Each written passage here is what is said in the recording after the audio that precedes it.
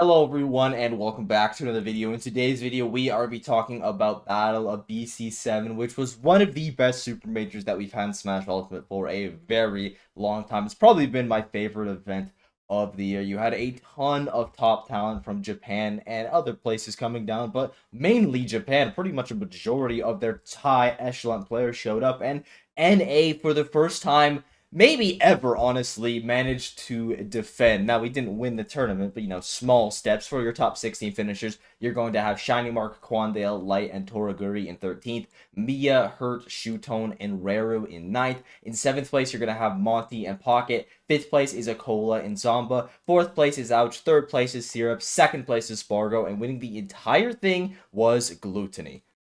Starting off with our 9th place finishers, simply just because of who actually ended up finishing in 9th place. Because you have Mia, Hurt, Shutone, and Reru. That is the craziest 9th place I have heard maybe ever in a tournament. And it happened at an NA major as well. Like, that is just unbelievable. And all of these guys were coming into the top 8 qualifier through the winner's side. So coming into the top 24, you have potentially all 4 of our top 8 players being from Japan, but only one of them ended up getting it, and that was a Cola against Reru. And speaking of Reru, let's start off with him. He's going to end up getting wins on Tickle and Boz, and he makes a really nice upset over Light. It's not an upset in terms of the matchup, but in terms of seeding, it was, and Light's also an amazing player, so shout out to Reru for getting the win there. And Boz actually managed to take him to Game 5, which Light did not do, so really big shout outs to Boz for having a super competitive set up against Reru. And then once Reru gets to that top 8 qualifier, he ends up losing to Akola in the winner's side and Zomba in the loser side. And honestly, those are 2 really tough draws for Rare. One is like Akola, who plays Steve. Obviously, that's difficult. And Zomba, I think, is exceptional at the Luigi matchup. Yes, you can get comboed super hard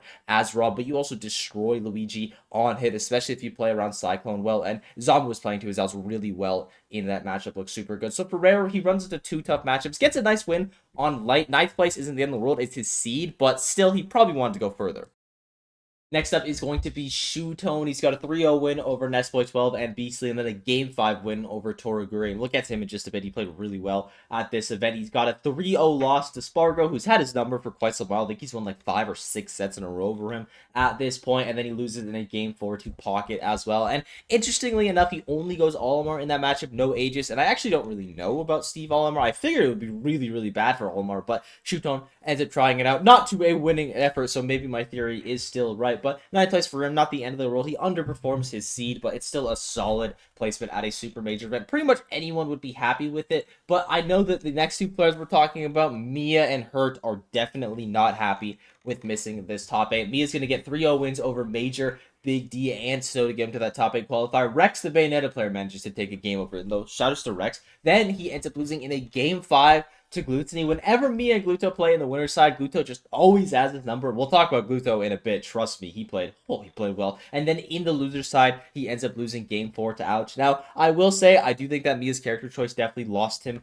this set. Not that he would have necessarily won it otherwise, because Ouch was playing amazing, but he ends up going Steve in the first 2 games. Ouch, very good at that matchup, ends up winning it. He takes a game with Game Watch, but ultimately falls. So 9th place for Mia. I mean, he's always been an inconsistent player. If we could start getting those lows to, like, 9th, 7th, which is what they seem to be this year, I honestly think he's in a really good spot, just continuing to raise the floor of, like, yeah, this is the worst I'm going to place, and it's 9th at an event like this. So Mia, sucks for him, obviously, but he's absolutely going to bounce back. I wouldn't worry. Speaking of a player that is going to bounce back, we have Hurt. Or is he going to bounce back because he's actually banned because his sponsors have decided to take him out of competitive Smash for 2 months because he had the online modification? I don't know why I'm stumbling with my words right now, but he had the online thing where you just have better connection so he could play with people in, I believe, North America. Now he's banned for 2 months. I think he's still going to be able to go to Kagaribi because it's up to the TOs. He's already signed up for that event, and hopefully they'll think with their brains and still let him go. But really disappointing call. That sucks to see, and it sucks even more coming off of an event like this. Like, man, you were playing so well, poised to be the best player in the world. I still think he could be the best player in the world for the first half of this year, but now you have a pretty bad event relative to what you're performing before, and now you don't get to compete after. It just sucks. But talking about the event itself, he's got a 3-1 win over both Chag and Cola. Then he loses game 4 to Syrup with all Ness. I completely forgot about the Ness when I was talking about Hurt versus Syrup initially. And then he ends up losing actually game 5 to Monty in the loser side. And we'll talk about Monty in just a bit. He was playing amazing at this event, but that's a very tough matchup for Snake. 2 tough matches for Snake where he has to completely change his game plan. Cannot use the grenades because you get the heal from Ness, you get the bucket from Game Watch. So definitely unfortunate for her to go out this way, especially with the added context of him being potentially banned for the next 2 months. Curious to see how that unfolds. Really hope he still gets to compete at Kagaribi, but worst things come to worst. He's got a bit of a break before he continues to absolutely farm everyone again. I also want to mention some underperformances from our top NA players in Light and Tweak, and I think honestly both of them just got pretty unlucky with their brackets. Just some tough opponents. You had Tweak getting wins over Glug and a Game 5 win over Monty before losing in a Game 5 to GLUTONNY, who historically has been a difficult matchup for him. He does win his last set versus GLUTONNY, but prior to that, it was all Gluto's favor. Still Game 5, very competitive, but ends up falling to the loser side, where he then loses to Pocket. And historically, Steve has just been a really difficult matchup for Tweak. A really difficult matchup for everyone, but especially for Tweak. He tries to go Sephiroth in that last game, but doesn't end up working out. So 17th for Tweak, definitely not the start to the season that he wanted. I mean, we're halfway through the season at this point, not the continuation, I guess, of the season that he wanted. But it's not like he takes bad losses here. Like, you're losing to Pocket and GLUTONNY. Both got top 8 at this event. This is absolutely something that he's going to recover from. He should still be poised to be top 10 by the end of the year. But definitely a slower start here for Tweak. Then you're also going to have Light finishing in 13th place. And same thing for him, except the matchups for him were really, really tough. He ends up getting 3-0 win over Fatality, which shouts to Fatality. I didn't even know he entered this event. 3-1 win over Base Mage, which is definitely a tricky matchup for Fox. You have to navigate that well. And he's rewarded by winning that one with Reru. Ends up losing that one game 4. Really difficult matchup for Fox. Beats Xavier in a game 4 and then ends up losing to Monty in a game 4. And again, we'll talk about Monty when we talk about Monty. But like, the 2 worst matchups that you could possibly see as a Fox player, both of them in your path. Definitely really unfortunate for Light. I know he's been feeling some frustrations lately with his character and some of the matchups that Fox has problems with, because as good as Fox is, he is a character that can get polarized very hard. You can just absolutely exploit him if you have the right, I guess, combo tools available. Characters like Game & Watch, characters like Luigi, they absolutely can do so. So for Tweak and Light, unfortunate placements for both of them, but do not be surprised when they get top 8 at their next event. I'm absolutely expecting a bounce back. The brackets were just a little bit tricky.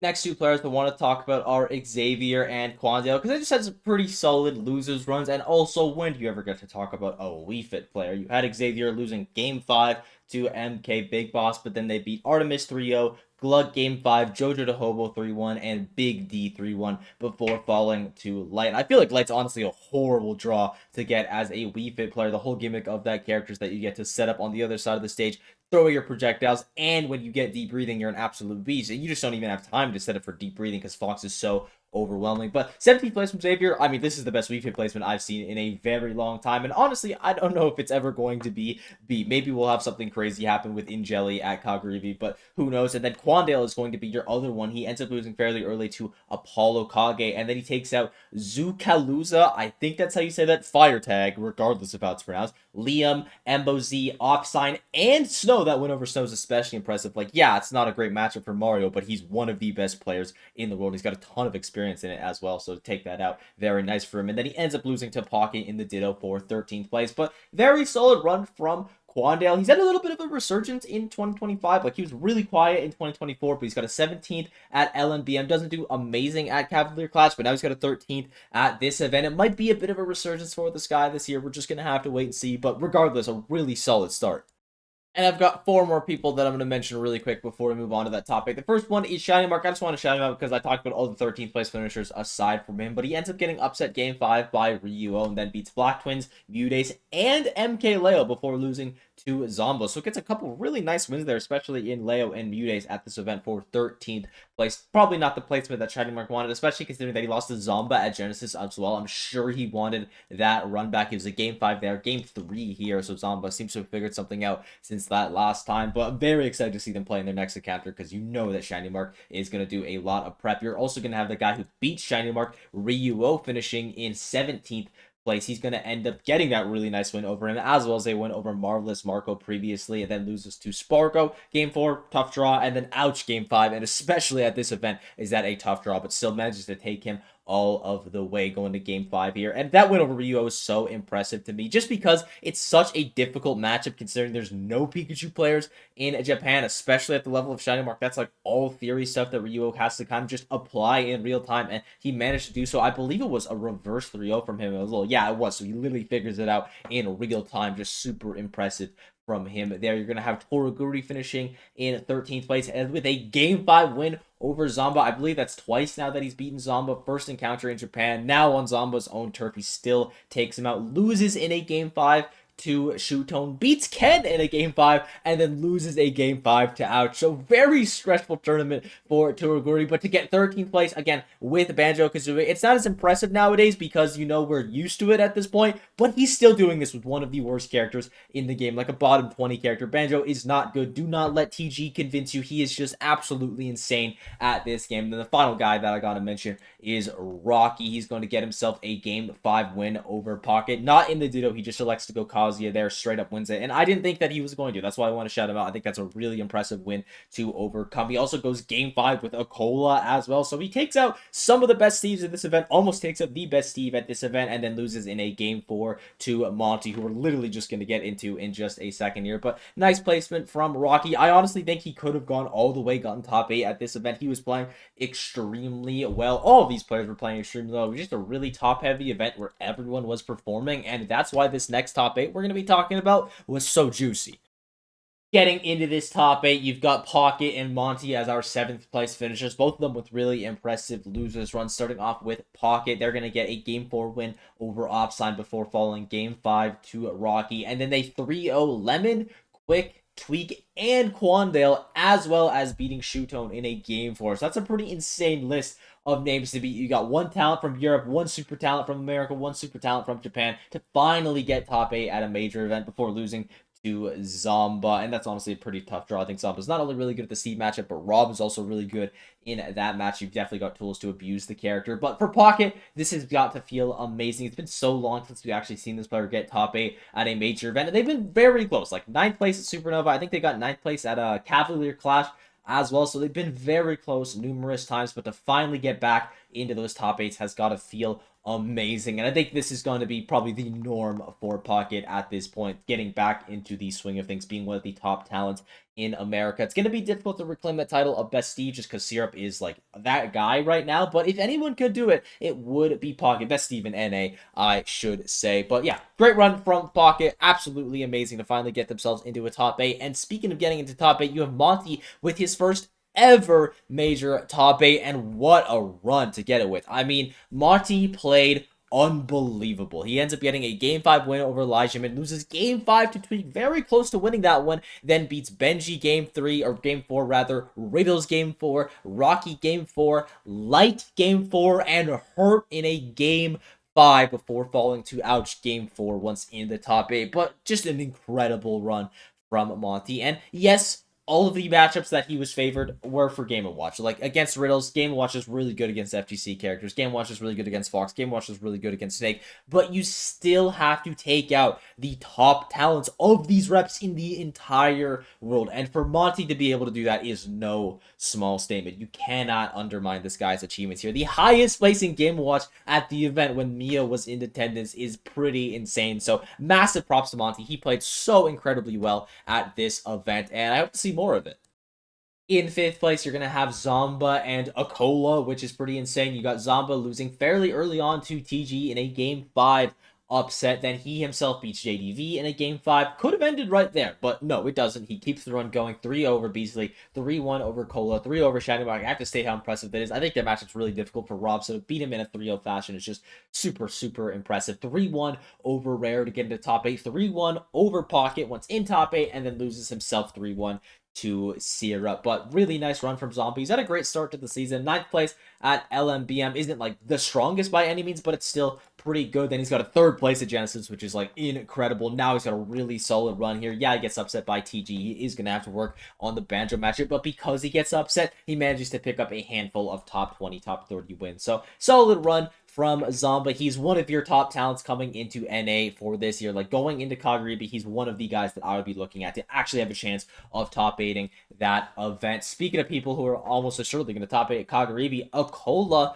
gets 5th place. This is going to be his worst placement of the season so far. So pretty significant underperformance here for Akola. He's got a 3-0 win over Liam, 3-0 win over Quick, Game 5 win over Rocky, which huge shouts to Rocky. He played like amazing in that set. I didn't get enough love when I mentioned him initially. 3-1 win over Rare to get himself into top 8. Once in top 8, you have Spargo beating him Game 4, and then Ouch beating him in a Game 5. And I think that's really a testament to how well Ouch was playing once he got into that top 8, just managed to take Akola out. Now, I don't think Akola was playing at his best when he was in these top 8s, especially when he's in comparison to Pocket and Syrup, who were also in these top 8s. And Ouch managed to play Pocket, Akola, and Syrup was the only one who managed to best him, which I think is definitely something that Akola is going to be thinking about. And I think a large reason for that is going to be the minecarts. Syrup was just not giving any minecarts to Ouch at all. It just isn't something that he's like using often in his neutral. It feels like he's almost completely taken it out, and he only throws it out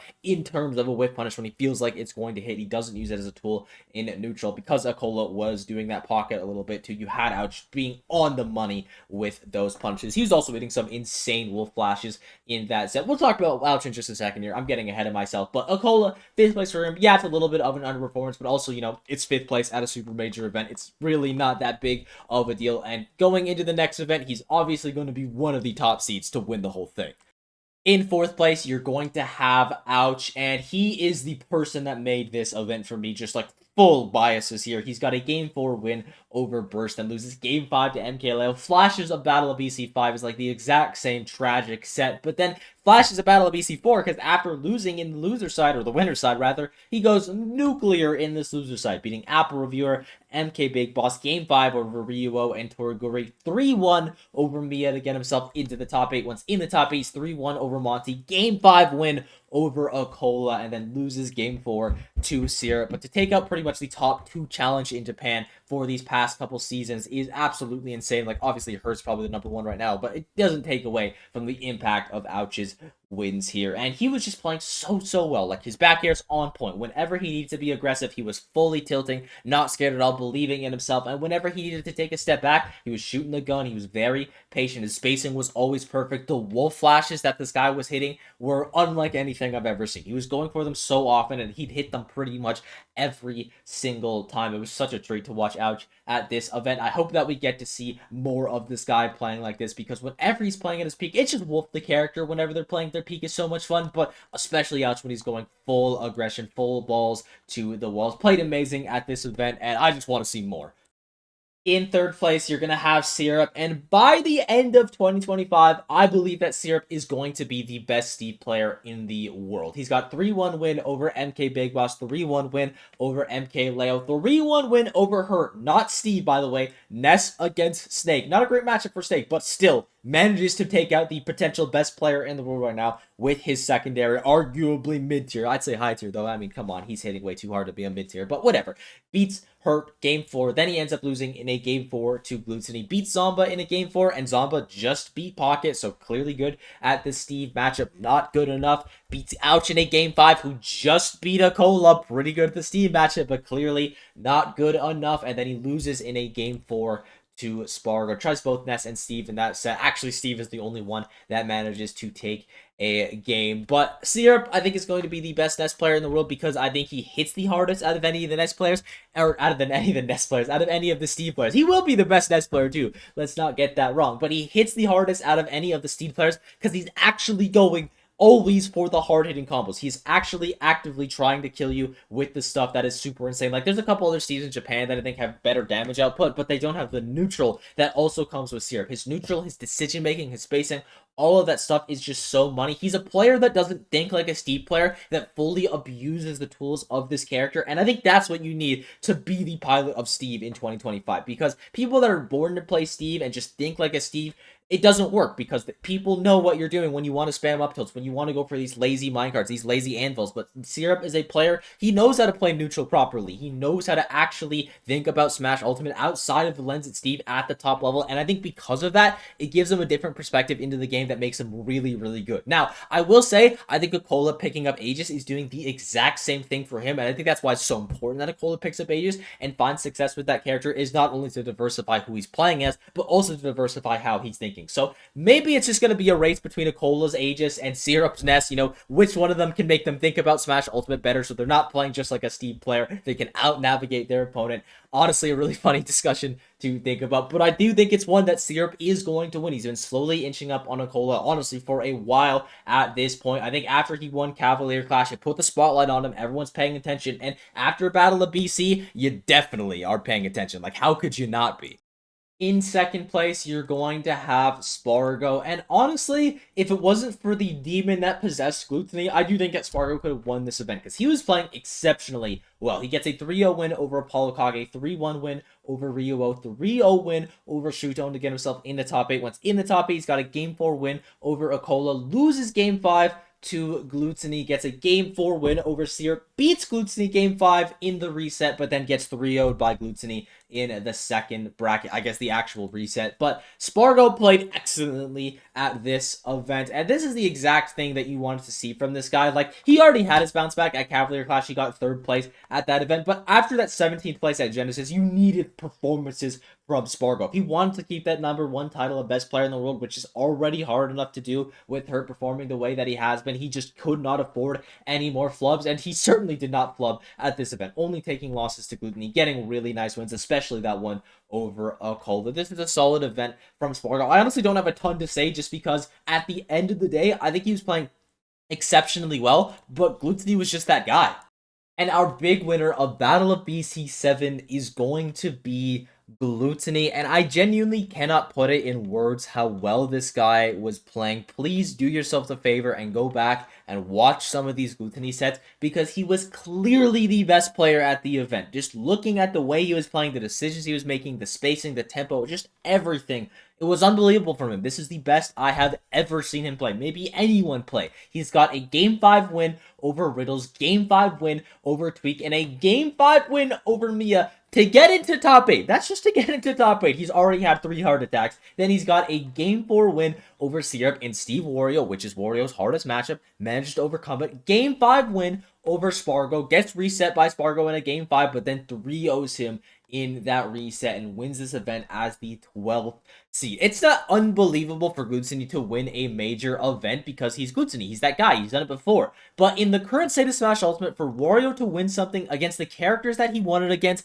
and the way that he played, it's just unbelievable. Like, he had his hardest matchups. He had Game & Watch. He had Steve. He had FGC characters. He historically has just struggled against personally. It's not even a Wario thing. Maybe it's a Wario thing also. But literally every single demon that could have possibly been put in front of Gluttony, he not only conquered, but he conquered dominantly. Like, he just looked so convincing in all of these wins. Yeah, they went to Game 5, but they were just banger sets against the best that the world has to offer. Massive props to Gluttony. I can't give enough credit here. He just played unbelievable. I was so impressed by him. I really hope that we get to see more of this. And honestly, if he plays like this at every single event that he shows up to, he's just going to win every single time because he is just better than everyone else. And with that, I thank you all for watching. I hope you enjoyed. The sport has been absolutely unreal. As late, something I left out, got wrong, or if you just want to say I, leave a comment down below. Be sure to sub while you're down there, and I'll see you all in the next one.